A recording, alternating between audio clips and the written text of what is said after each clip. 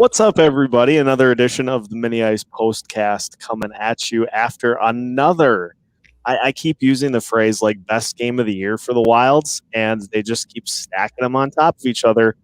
6-2 win over the Avalanche, who were previously thought to be the favorite to win the West Division. Not looking great right now, but it's early in the season. Nonetheless, Wild win 6-2, and like for the third or fourth game in a row, just a really fun game to watch. It's rare. It's rare to see these efforts from the Wild, yet it's now becoming a regular thing. And you're just like, oh, wow.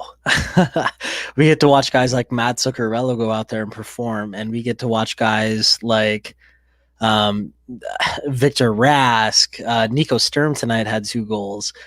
It's really just remarkable what a singular guy like Kirill Kaprizov can bring to a lineup when he's skating circles around everybody else on the ice, and like his ice vision, setting up teammates for shots.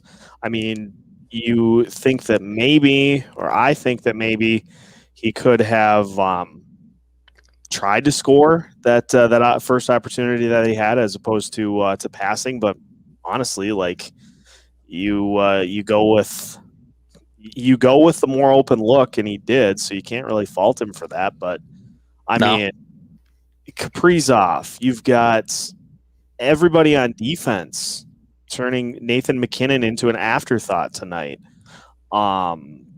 It just like I don't even really know where to start to break this down, because it's just every single person, it seemed, had some role in the win again tonight, and like that's just becoming a huge theme. So I guess let's start off with Dean Evason, who has just unlocked the full potential of this roster.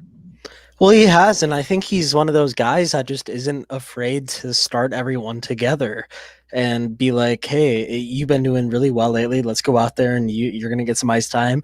Ryan Hartman's a guy that had 2 points tonight. He looked awesome.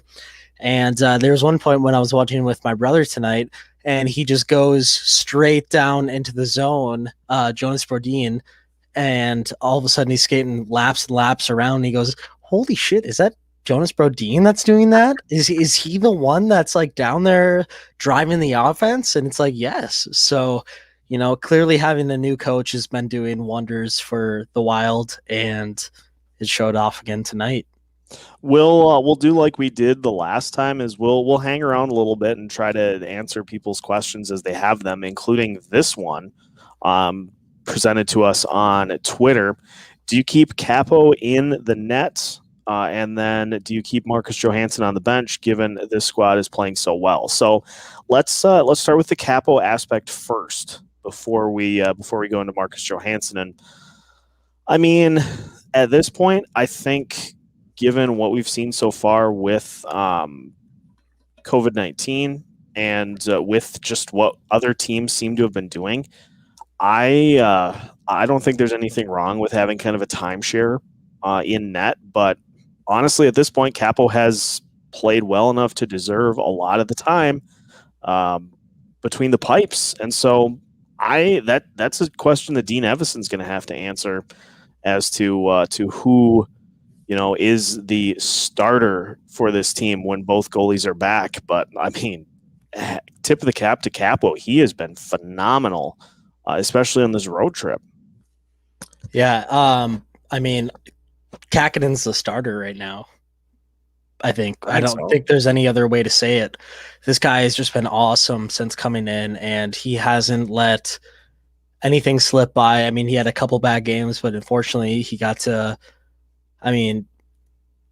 he got to be a part of, the team sucking and whatever, and then just came back and really rebounded off of it. So I think going forward, you keep starting him until he loses. But Cam Talbot's there waiting in the wings, and it's these two that are going to continue to battle it out for sure. But for the next game, of course, I'm going to start Capo. Yeah, and I don't know, Talbot, at least from what I've seen, and I really haven't seen enough to maybe even make this sort of a claim, but he doesn't seem like the kind of teammate that would, he knows how things work in the NHL, and so if you've got a hot goalie that has been playing while he's been injured, you've got to just kind of let that thing ride, let that thing play out. So I don't think I don't think that's going to be anything that he gets too upset about. Mm-hmm. Now, the other half of that question, we kind of talked about it on the podcast a little bit, which we'll be posting tomorrow morning. But Marcus Johansson, he will be back at some point, and so you have to kind of figure out where his place is amongst this entire roster of players. And I hope Nico Sturm getting 2 goals tonight made enough of a case for him to not be kind of the odd man out. I think it's got to be Nick Bjugstad, and I think you're kind of in agreement with me on that. Yep. I mean, we've been in agreement for a while now, and you even said it a couple days ago, thinking about what was going to happen with it. So I agree with your take on that, and I think Bugstad comes out in whenever Johansson's ready. I think you give Bugstad just a healthy scratch. Just let him kind of sit one out, see what Johansson gives you with some of those other guys, with Parise and Sturm, or with Bonino, whoever else on those bottom 2 lines. But I mean, at this point, like, I was actually surprised that that Bugstad was credited with an assist on one of the final goals, because everything I've seen from him, he just seems like he's a step slower than everybody. And with a team that's skating as fast as this one is, you really can't have that. And that's where stats will kind of mislead you, right? Is you look at the score afterwards the next day, and you're like, oh, well, he got a point tonight, so he did well. That's not necessarily the case.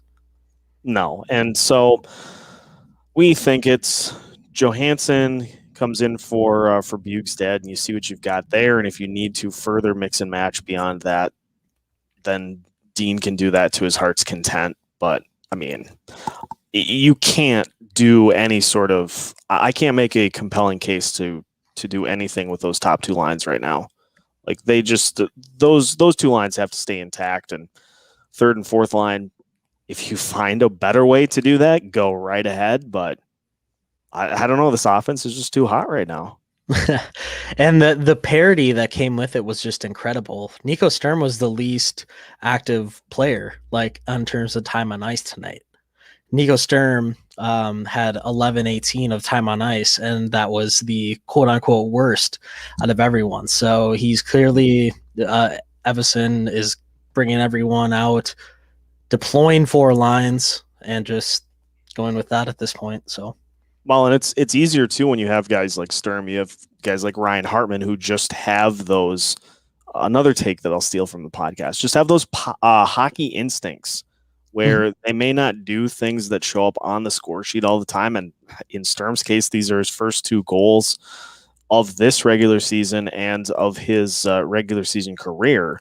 But he's been a guy that just seems to really do good things every time he's out on the ice. So you figured he would get rewarded at some point, and tonight he did. So you've got those guys. You have Hartman making like alien passes out here.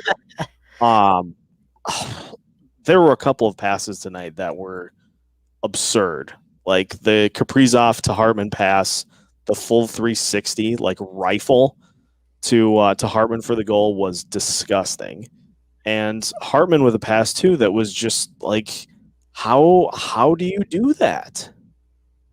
he'd just be a good hockey player, and he was a first-round pick. So I don't think enough people recognize that Ryan Hartman is not just someone found on the streets. He was a former first-round pick of the Chicago Blackhawks, and he's been a highly regarded guy ever since. So, yeah, it's quite the combination of players, and we finally broke the Zach Parise dry spell. Yeah, with a nice little stick tap to give him his 800th career point in his NHL career.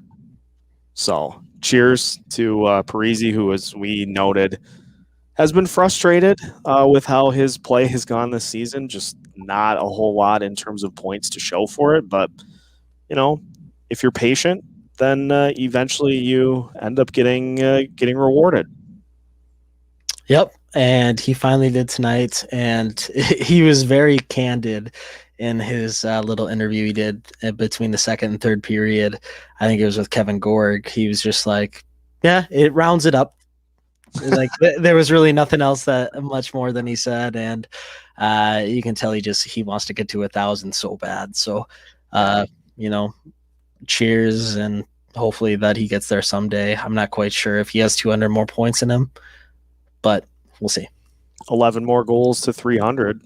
That's a milestone that he can get for sure. Yeah. And he so will. he'll get there. We'll see Yep. if he gets the rest of the way to 1,000 points. But Mhm. that was one thing that stood out. The other thing, and kind of keyed on it a little bit, the defense tonight, just like pesky, and it's not often that you, especially against the Wilds, can hold Nathan MacKinnon to nothing. And He was invisible. he was super quiet tonight. Big props to Ryan Suter for, as Anthony Lopanta mentioned on the broadcast, pestering him to the point that he was like visibly upset. Like, sorry, buddy, that is Ryan Suter for you. Yeah, he frustrated him for sure. I think the one guy that could have done a little bit more tonight was Carson Soucy. He was, I forget which goal it was, but he was in front of Capo Kakinen a little bit and tried to block it. But that top five has just been sensational, ever since Ian Cole's been acquired. I mean, like, it's just the small plays too, like Jonas Brodin poking the puck away from somebody right as they're about to try to fire a shot down. Matt Dumba, racing down to grab a puck to keep it from the Avalanche on, a rush or a power play or whatever. Penalty kill. The goal that the Avalanche got on the power play, you figured if you keep giving them, that was probably the one negative thing from tonight's game, is that if you keep giving a team like that opportunities to have an extra attacker, they are going to beat you at some point.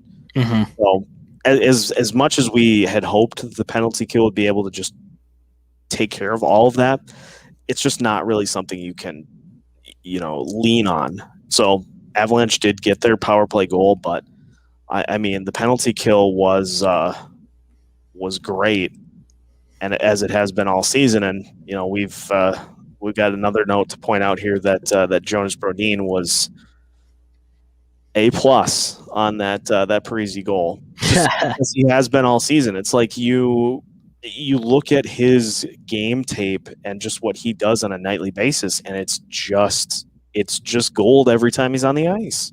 Well, shout out Spooked Z first off. He's been incredible, giving us little gifts here and there and videos, and just remarkable on all of the behind the scenes videos that I'm trying to get, and I'm constantly refreshing Twitter and everything, and just nothing comes up. And sure enough, it's Spook Z that always comes up first. So big time shout out to him. Follow him, give him everything that you can.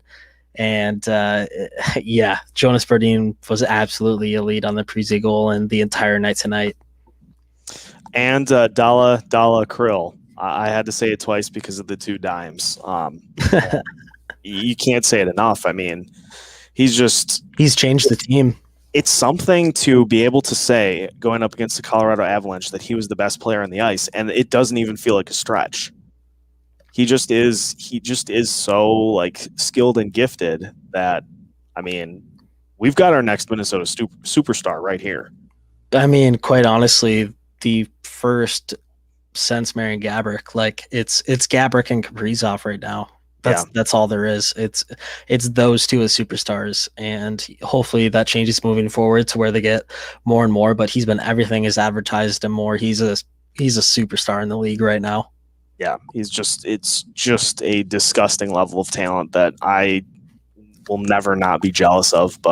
And I need to correct myself. Parise has 389 goals, not 289. So he's 11 away from 400. So my bad, Parise. But what the hell? Wait, we can't be perfect.